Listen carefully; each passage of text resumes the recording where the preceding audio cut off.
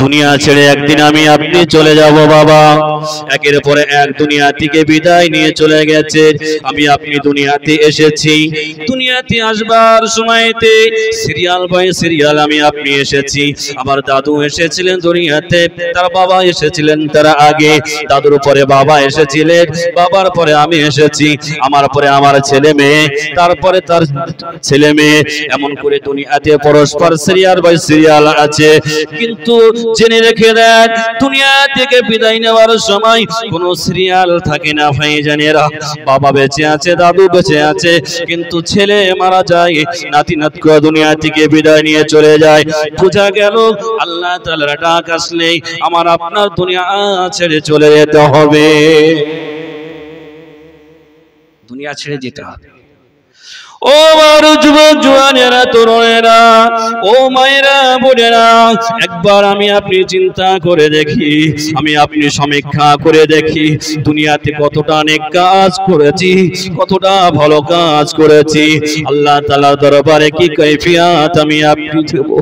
সাহাবায়ে-কেরামেরা এমন করে আখিরাতের চিন্তা করে করে কেঁদে কেঁদে পাগল পরা হয়ে গেছে। আল্লাহর নবী, বিশ্ব নবী রাসূলুল্লাহ সাল্লাল্লাহু আলাইহি ওয়াসাল্লাম তিনি জান্নাতের সার্টিফিকেট দিয়েছিলেন, তথাপি ও তিনারা কবরের কথা চিন্তা করে, মহাশরের কথা মনে করে, জাহান্নামের কথা মনে করে কাঁদতে কাঁদতে কাঁদতে কাঁদতে বেহুশ হয়ে জমিনে পড়ে গেছিলেন। আমার আপনার কি আমল আছে বাবা, যে আমলের বিনিময়ে আল্লাহর দরবারে দেখাতে পারো? এমন কোন আমল বিশেষ আছে নাকি? মনে হয় না। দুনিয়ার মানুষ যখন মারা যায় ভাইজানেরা আমার, দেখতে পাওয়া যায় বিভিন্ন রকমের তাদের আকৃতি গুলো হতে থাকে। আমার নবী, আপনার নবী বলেছে, ও আমার উম্মত উম্মতানিরা, আল্লাহ পাকের বান্দা বান্দীরা, শুনে রেখে দাও, আমি রাসূলুল্লাহ তোমাদেরকে জানিয়ে দিলাম, যারা দুনিয়ার জমিনে নেককার বান্দা বান্দী হবে, যারা আল্লাহ ওয়ালা হবে, কোরআন ওয়ালা হবে, ওই সমস্ত নেককার বান্দা বান্দীদের জানটা এমন ভাবে কবজ করা হবে, জানটা এমন ভাবে প্রাণটা নাশ করা হবে।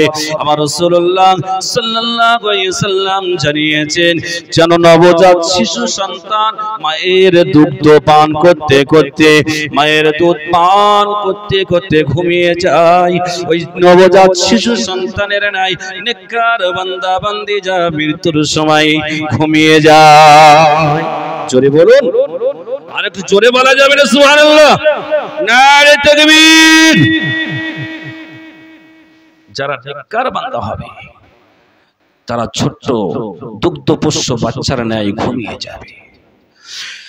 আর যারা গুনাহগার সিয়াকার হবে, নাফরমান বান্দা বান্দি হবে, ওই নাফরমান বান্দা বান্দির যখন আজরাইল আলাইহিস সালাতু ওয়াস সালাম জানটা কবজ করতে যাবে, মন করে মৃত্যুর যন্ত্রণায় ছটফট ছটফট করতে থাকবে, চিৎকার করতে থাকবে, চোখগুলো আকাশের দিকে উঠে যাবে, চোখগুলো বড় বড় হয়ে যাবে। ও যুবক জওয়ানেরা, রাসূলুল্লাহ সাল্লাল্লাহু আলাইহি সাল্লাম বলেছেন, বদকার বান্দা বান্দির জানটা এমন ভাবে কবজ করা হবে যেমন ভাবে জীবিত ছাগলকে জবাই করে দিলে জীবন্ত ছাগল যেমন ছটফট ছটফট করতে থাকে, তার থেকে অধিক পরিমাণের বদকার বান্দা বান্দিদের জানটা কবজ করার সময় অতি কষ্ট হবে, অতি পরিমাণ, তার থেকে বেশি পরিমাণ কষ্ট হবে। জীবন্ত ছাগল যেমন ছাড়িয়ে দিলে জ্বালা যন্ত্রণা ছটফট ছটফট করতে থাকে, তার থেকে অধিক পরিমাণ ছটফট। ও আমার যুবক জওয়ানেরা, তরুণেরা আমার, ওই সময়তে আমার আপনার ঈমানটাকে লুণ্ঠন করবার জন্য, আমার আপনার ঈমানটা মূল্যবান সম্পদটা নিয়ে নেওয়ার জন্য আযাজিল নামক শয়তান মাথার কাছে চলে আসবে। আযাজিল নামক শয়তান, ইবলিস শয়তান চলে আসবে। এমন করে তার পোশাকগুলো দেখে মনে হবে আল্লাহ তাআলা কোন ফেরেশতা পাঠিয়ে দিয়েছেন। আযাজিল শয়তান গুনাহগার গুনাহগার বান্দা বান্দির শিহরে দাঁড়িয়ে যাবে, মাতার কাছে দাঁড়িয়ে যাবে আর বলতে থাকবে, তুমি যদি আমাকে বলো প্রভু বলে মেনে নাও, আমাকে যদি স্রষ্টা বলে মেনে নাও, আর যদি শব্দ তুমি বলতে পারো লা ইলাহা, এতটুকু ছোট্ট করে একটা শব্দ বলো যার অর্থ হলো প্রভু বলে আর কেউ নাই, স্রষ্টা বলে কেউ নাই।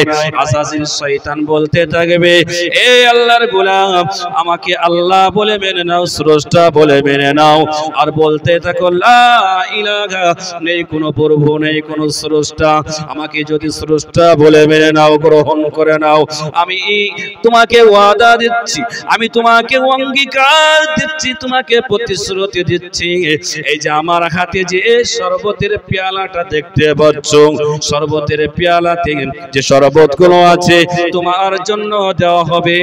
আর যদি না ফরমান বান্দা বান্দি হয়, গুনাহগার বান্দা বান্দি হয়, সঙ্গে সঙ্গে তাকে প্রভু বলে মেনে নেবে, স্রষ্টা বলে মেনে নেবে। যেহেতু পানি তৃষ্ণা এত পরিমাণের লাগবে বন্ধু আমার, গুনাহগার বান্দা বান্দি মনে করতে থাকবে দুনিয়াতে যতগুলো সাগর মহাসাগর আছে, সমস্ত সাগর মহাসাগরের পানিগুলো যদি আমার দেওয়া হয় তবু আমার তৃষ্ণা নিবারণ করার সম্ভব হবে না। ওই সময়তে আজাজিলের ধোঁকায় পড়ে বেঈমান হয়ে দুনিয়া থেকে বিদায় নেবে। জোরে বলুন নাউজুবিল্লাহ। মাথার কাছে এসে শয়তান ধোঁকা দিতে থাকে। কেন? আজীবন শয়তানের পথ অবলম্বন করেছিল, শয়তান তখনও সেবা করছে কাকে? এই আদম সন্তান, তাই কি না? শয়তান বলেছিল না? কোন শয়তানের কথা বলছি? যে শয়তান একটা মাত্র হুকুম অমান্য করার কারণে আল্লাহর কাছে, বলুন বলুন জোরে বলুন, আরে আল্লাহু আকবার, একটা মাত্র হুকুম অমান্য করার কারণে সে একজন নাফরমানি ব্যক্তির মধ্যে গণ্য হয়ে গেল, তাই কি না? জি, চিরতরের মতন অভিশপ্ত শয়তান নামে ঘোষিত হয়ে গেল, বিতাড়িত শয়তান। যুবক জওয়ানেরা, ও আল্লাহ পাকের বান্দা বান্দীরা, আজাজিল নামক শয়তানটিকে আমার আল্লাহ তাআলা বলেছিলেন, আজাজিল, ও আজাজিল তুমি সিজদা করো। হযরত আদম আলাইহিস সালাতু ওয়াস সালাম কে সমস্ত ফেরেশতা মণ্ডলীরা সিজদা করেছিলেন, কিন্তু আজাজিল সিজদা করলো না। কেন? কেন? আজাজিলের মনের ভিতরে বড় অহংকার, তাকাব্বুর, অহমিকা, দাম্ভিকতা পরিপূর্ণ ছিল, যার কারণে আজাজিল সিজদা করে নাই। আজাজিল মনে মনে চিন্তা করলো, আদম আলাইহিস সালাতু ওয়াস সালাম হলো মাটির সৃষ্টি, আর আমি আজাজিল হলাম আগুনের সৃষ্টি। মাটির যিনি সৃষ্টি তিনার কাজ হবে নিম্নগতি, আর আগুনের কাজ ঊর্ধ্বমুখী হবে। আমি কেন আগুন হয়ে ওই মাটিকে সিজদা করব? এই যে অহংকার চলে আসলো, অহমিকা, আল্লাহ তাআলার তরফ থেকে লানতের তক্তিখানা গলায় পড়ে গেল।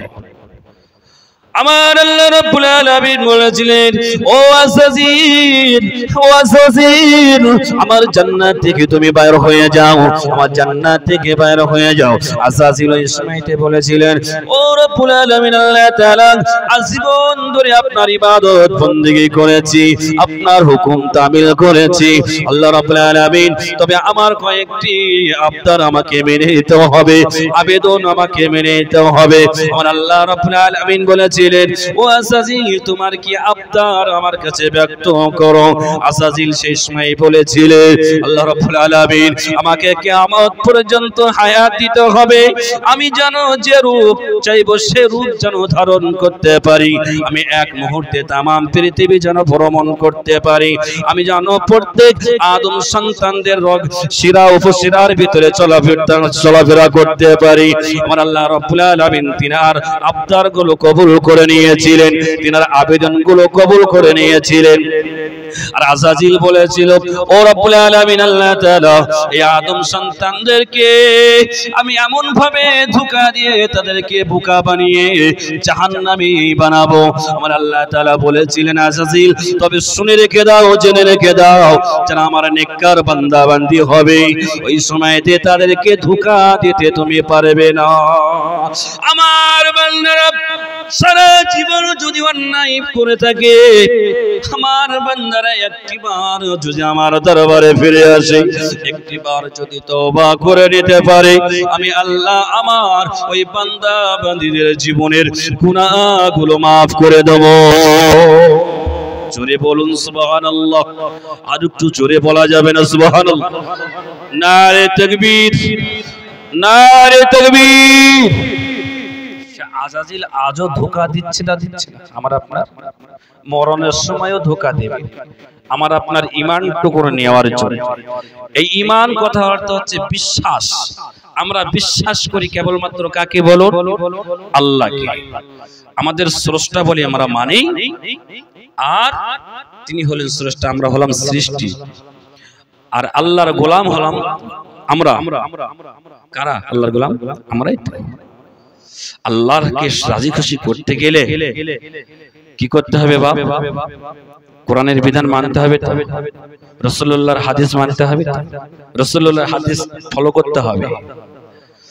আমার নবী, আপনার নবী, বিশ্ব নবী রাসূলুল্লাহ সাল্লাল্লাহু আলাইহি ওয়াসাল্লাম হাদিস শরীফের মধ্যে জানিয়ে দিয়েছেন, ও আমার উম্মত উম্মতারিরা, আমি রাসূলুল্লাহ তোমাদেরকে জানিয়ে দিলাম, আখিরি জামানায়, শেষ জামানায় এমন একটা মুহূর্ত আসবে, এমন একটা সময় আসবে, মানুষ সকালে ঈমানদার হবে, সন্ধ্যাবেলা বেঈমান হয়ে যাবে, সন্ধ্যাবেলা ঈমানদার হবে, সকালে বেঈমান হয়ে যাবে।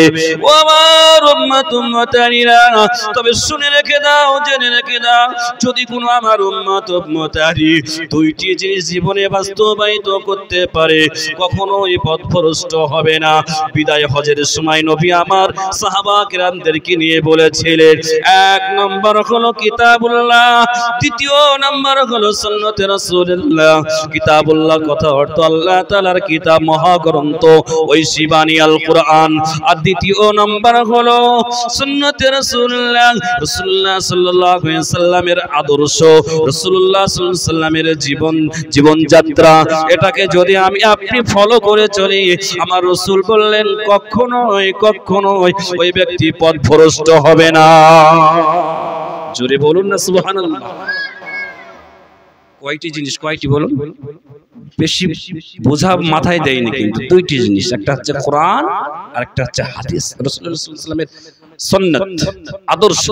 এই দুইটি জিনিস যদি আমরা জীবনে বাস্তবায়িত করতে পারি, তাহলে আমার আপনার জীবনটা ধন্য, কখনো আমার আপনার পথভ্রষ্ট হওয়ার সম্ভাবনা থাকবে না। ও আল্লাহ পাকের বান্দারা, ও আমার ভাইরা, বোনেরা, যুবক জওয়ানেরা, যে কথা বলছিলাম, শয়তান আমার আপনার অন্তিম কালে এসে ধোঁকা দিতে থাকবে, আমার আপনার ঈমানটা জানিয়ে চলে যাবে। এমন করে যদি বেঈমান হয়ে যায়, সেই বেঈমানের ঠিকানা হবে জাহান্নামে। আমার নবী, বিশ্ব নবী বললেন, আমার উম্মতেরা, মানুষ মারা যাবার পরে তার জন্য কিছু হক আছে। আমি আপনি কিছু হক আদায় করে কিনা জানি না ভাইজান।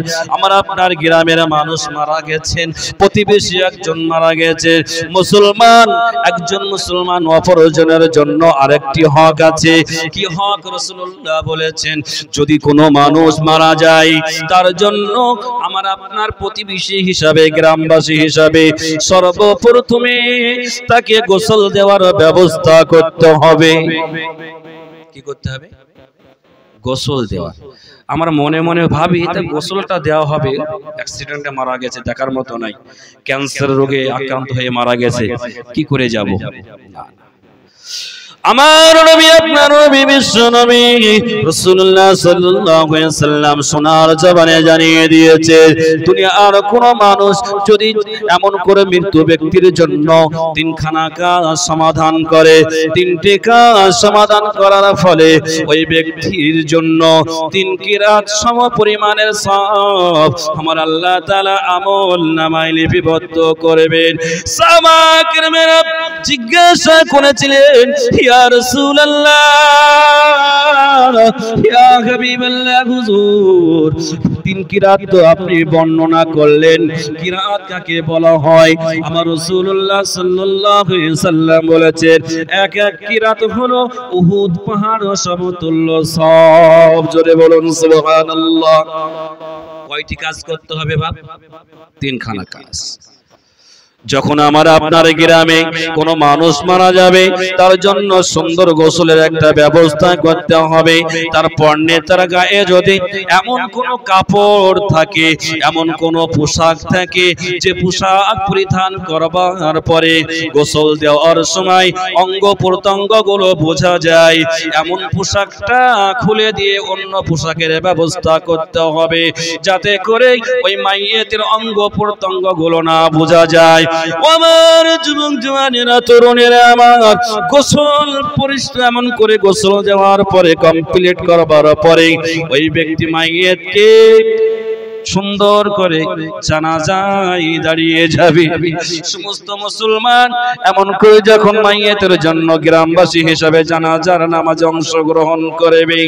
৩য় নাম্বার রাসূলুল্লাহ বললেন ওই ব্যক্তি যখন গ্রামবাসী হিসাবে প্রতিবেশী হিসাবে এমন করে দাফন কাজ সমাধা করবে, এই 3খানা কাজ করার জন্য রাসূলুল্লাহ বললেন তার 3 কিরাত সওয়াব তার আমলনামায় লিপিবদ্ধ করা হবে। জোরে বলুন সুবহানাল্লাহ। আমরা মাইয়াত হলে যাই, মনে মনে ভাবে যার মাইয়াত সে বুঝে নেবে, যার বাড়ি মানুষ মাইয়াত হয়েছে সে বুঝবে কি করে। না না, সেটা অসহায় হয়ে পড়ে, সেই সময় ভেঙে পড়ে, অর্থাৎ চিন্তিত হয়ে যায়। আমার আপনার একজন মুসলমান হিসাবে কর্তব্য আছে আগিয়ে যাওয়া, তার দাফন কাফনের ব্যবস্থা করে দেওয়া, গোসলের ব্যবস্থা করে দেওয়া। তার তো সেন্স ঠিক থাকে না সেই সময়, ঠিক কি না? কথা বলেন। মাঝে মাঝে একটু জিজ্ঞাসা করবো, আপনারা নিজেরাই গল্পে মেতে আছেন না আমার ওয়াজ শুনছেন? সেগুলো একদম ফলো করতে হবে। তো কি বলছিলাম বাপ, মাইয়ের যে বাড়িতে হবে সেই বাড়িতে আমরা গ্রামবাসী হিসাবে প্রতিবেশী হিসাবে আগিয়ে যাব। 3খানা কাজ করব, গোসল দেওয়ার ব্যবস্থা, জানাজাত অংশগ্রহণ আর মাইয়েতকে দাফনের ব্যবস্থা। এই 3খানা কাজ যদি করতে পারি আমার রাসূলুল্লাহ সাল্লাল্লাহু আলাইহি সাল্লাম বলেছেন 3 কিরাত সওয়াব তার আমলনামায় লিপিবদ্ধ করা হবে। জোরে বলুন সুবহানাল্লাহ। আল্লাহ পাকের বান্দা বান্দীরা, ও নবী পাকের উম্মত উম্মতানিরা, যে কথা আপনাদেরকে বলছিলাম হাদিস শরীফের মধ্যে আল্লাহ রাসূল বলেছেন আল কবরু রাউযাতুম মির রিয়াজিল জান্নাহ আও হুফরাতুম মিন হুফারিন নার। 3খানা কাজ পয়েন্ট বলার পরে কবরে রেখে আসলেন, যত বাহাদুরি তার সব শেষ। দুনিয়াতে কত রকমের কৌশল সে করেছিল সব শেষ রেখে আসার পরে, তাই কি না? আছে নাকি আর ক্ষমতা বাহাদুরি? কোন রকমের নেই, শেষ। সাহাবা কেরামেরা কবরের কথা যখন রাসূলুল্লাহ বলেছিলেন কেঁদে কেঁদে জমিনে বুকে পড়ে গিয়েছিলেন। আমার যুবক জওয়ানেরা, আমার নবী আপনার নবী বিশ্ব নবী রাসূলুল্লাহ সাল্লাল্লাহু আলাইহি ওয়াসাল্লাম এমন করে সোনার জবানে জানিয়ে দিলেন আল কবরু রাউযাতুম মির রিয়াজিল জান্নাহ আও হুফরাতুম মিন হুফারিন নার। ওই 3.5 হাত নামক কবর নামক জায়গা কোন ব্যক্তির জন্য, কোন আল্লাহ পাকের বান্দা বান্দির জন্য কবরটা হয়ে যাবে জান্নাতের টুকরা, আবার কোন ব্যক্তির জন্য হয়ে যাবে জাহান্নামের গর্ত। যদি আমার আপনার ক্যারেক্টারটা ভালো না হয়, যদি আমার আপনার চরিত্রটা ভালো না হয়, যদি আমি আপনার ফরমানি করি, যদি আমার আপনার জীবনে সুদ, আমার আপনার জীবনে ঘুষ, আমার আপনার জীবনে পিতামাতার সঙ্গে অবদ্ধতা ব্যবহার করে থাকি, এতিমের হক যদি নষ্ট করে থাকি, আমার আপনার ওই 3.5 হাত নামক কবরটা জাহান্নামের টুকরা হয়ে যাবে। কি হবে বাবা? জাহান্নামের টুকরা হয়ে যাবে। আমার নবী আপনার নবী বলেছেন, যারা নেককার বান্দা বান্দি হবে, আল্লাহ ওয়ালা বান্দা বান্দি হবে, নবী প্রেমিক উম্মত উম্মতানি যারা হবে, তাদের জন্য 3.5 হাত ওই নামক কবরটা জান্নাতের টুকরা নয়, জান্নাতের ফুল বাগান হয়ে যাবে। আমার রাসূলুল্লাহ বলেছেন, সঙ্গে সঙ্গে জান্নাতের নিয়ামতগুলো ভোগ করতে থাকবে। জোরে বলা যাবে না সুবহানাল্লাহ? শুধু জান্নাত নাই, জান্নাতের টুকরা নাই, জান্নাতের নিয়ামত উপভোগ করতে থাকবে। যারা আল্লাহ প্রেমিক হবে, নবী ওয়ালা হবে, তাদের জন্য 3.5 হাত নামক কবরটা কি হবে? জান্নাতের টুকরা হবে। ও যুবক জওয়ানেরা, তরুণেরা আমার, কোন কবরের কথা আপনাদেরকে শোনাচ্ছি বাবা?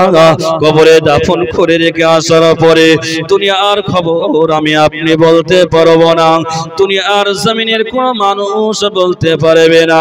যে কবরটা চতুর্দিকে আবদ্ধ থাকবে, যে কবরটা অন্ধকারময় কবর হবে, সেই কবরে রেখে আসবে আমার আপনার দুনিয়ার মানুষ বুঝতে পারবে না। কিন্তু রাসূলুল্লাহ হাবিবুল্লাহ সাল্লাল্লাহু আলাইহি ওয়াসাল্লাম জানিয়ে দিয়েছে, পশু পাখিগুলো বুঝতে পারবে কোন কবরের মাঝে এমন করে শাস্তি দেওয়া হচ্ছে। পশু পাখিগুলো, জিনগুলো তারা বুঝতে, জিন আর মানুষ এরা বুঝতে পারবে না, অন্য অন্য প্রাণী বুঝতে পারবে যে কবরের ভিতরে আযাব হচ্ছে, শাস্তি হচ্ছে। তাইতে দেখতে পাওয়া যায় মাঝে মাঝে কবরস্থানে গরুগুলো থাকলে, ছাগলগুলো থাকলে তারা ছুটে পালায়, চিৎকার করে। কবরের আযাব মানুষ বুঝতে পারে না। ও আল্লাহ পাকের বান্দা বান্দীরা, কোন কবরের কথা আপনাদেরকে জানাই, যে কবরের কথা সাহাবা কেরামেরা যেমন করে কেঁদে কেঁদে শুনে শুনে কবরের কথা বেহুশে জমিন থেকে পড়ে গিয়েছিলেন।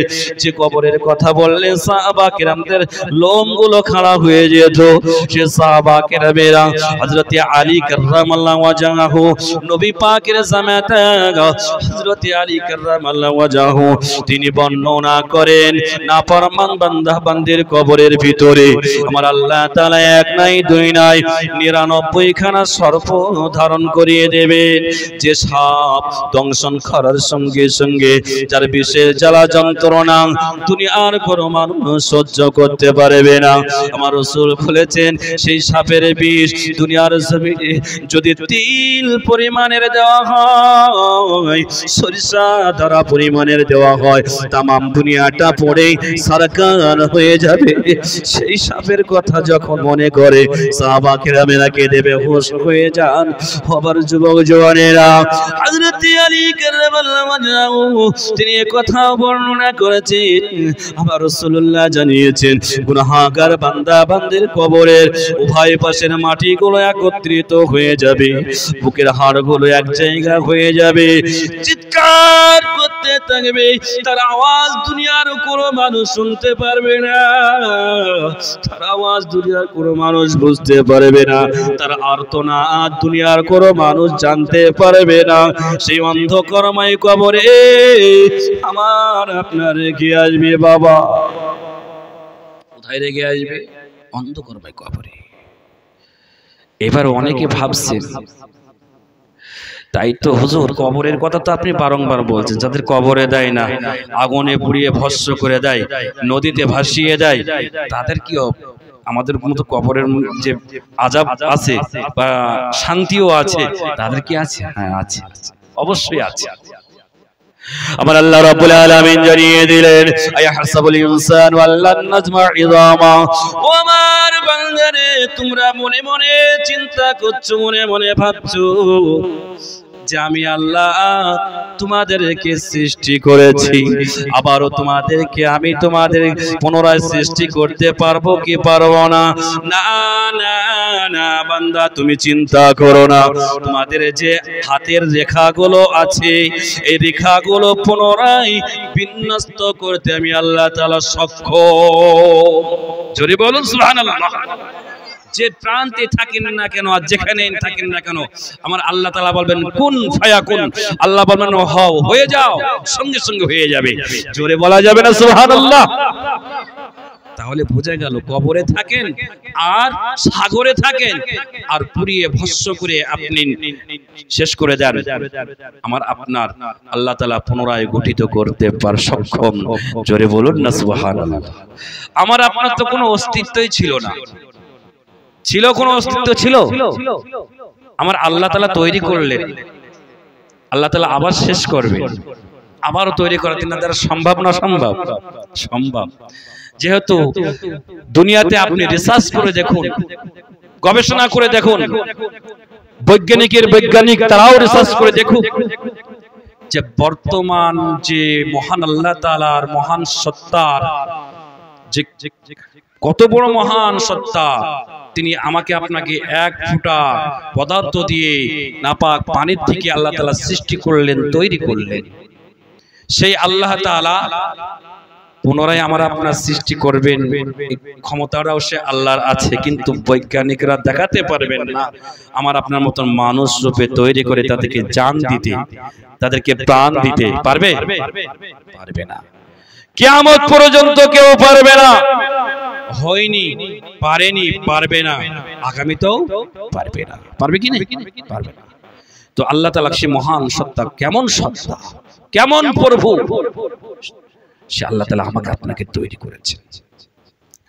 যুবক জওয়ানেরা, তরুণেরা, ও আল্লাহ পাকের বান্দারা, যে কথা আপনাদেরকে আমি শোনাচ্ছিলাম, কবরের ভিতরে যে মানুষকে রেখে আসার পরে দুনিয়ার কোনো মানুষ জানতে পারে না কবরের পরিস্থিতিটা কেমন, কবরের ভিতরে কি হয় না হয় আমার আপনার বলার কোনো সাধ্য নাই।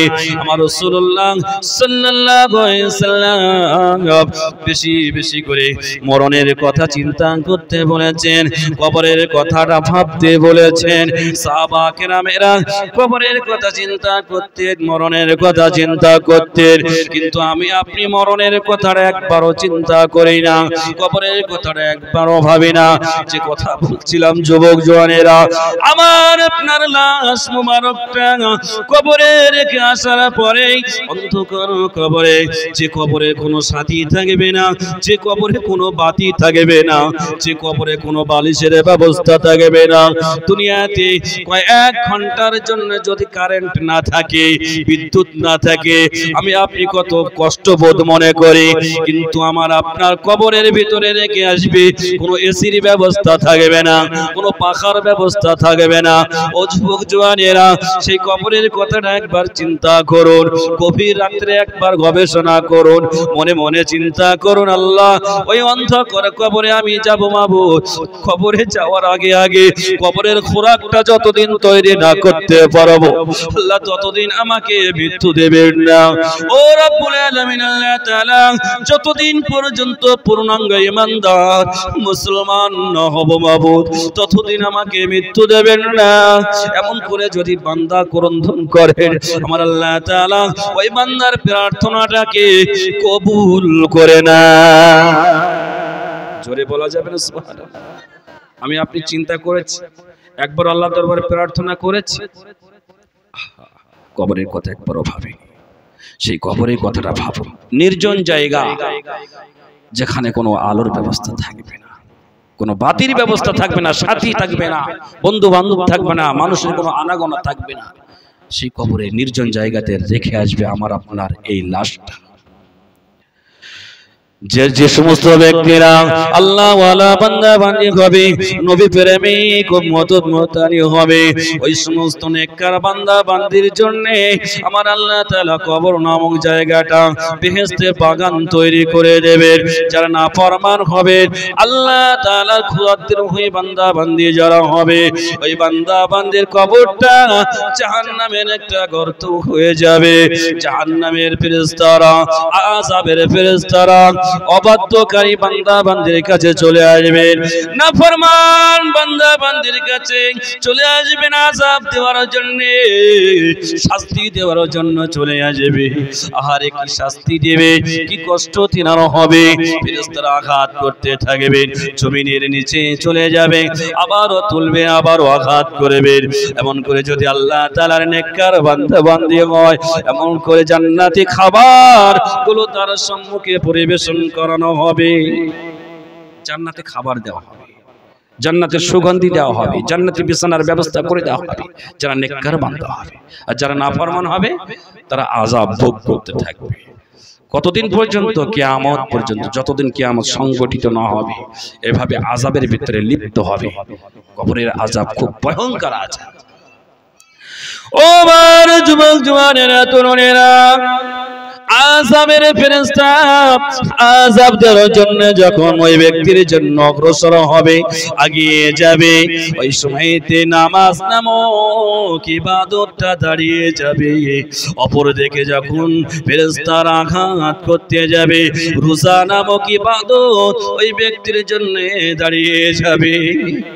অপর দিকে যখন ব্যক্তিকে আঘাত করতে যাবে ফেরেশতারা, আযাবের ফেরেশতারা, দান সদকা গুলো দাঁড়িয়ে যাবে। অপর দিকে আবারও যখন আগিয়ে যাবে আঘাত করতে যাওয়া, ওই সময় ব্যক্তির জীবনের নেক আমল গুলো, কুরআন তেলাওয়াত করেছিল, তাসবিহ তাহলিল জিকির আজকার করেছিল, তাহাজ্জুদ নামাজ আদায় করেছিল, ভালো ভালো নেক আমল গুলো চতুর্দিকে দাঁড়িয়ে যাবে। আযাবের ফেরেশতারা ওই ব্যক্তিকে আঘাত করতে পারবে না। জোরে বলা যাবে না সুবহানাল্লাহ। আমার আপনার জীবনে কতটা নেক আমল করেছি, কতটা দান সদকা খয়রাত করেছি, কতটা রোজা রেখেছি, কতটা নামাজ আদায় করেছি, আমি আপনি একবার সমীক্ষা করে দেখলে বুঝতে পারব যে আমার আপনার এই আমলের বিনিময়ে কবরের আযাব থেকে বাঁচতে পারবো কিনা। বুঝতে পারলেন? কবর কাউকে চেনে না, কবর কাউকে জানে না। আপনি কোন ঘরের সন্তান, কোন বংশের মানুষ, আপনার কত টাকা পয়সা আছে, কত অর্থ কড়ি আছে, কটা বিল্ডিং আছে, কটা গাড়ি আছে, কবর কাউকে চেনে না।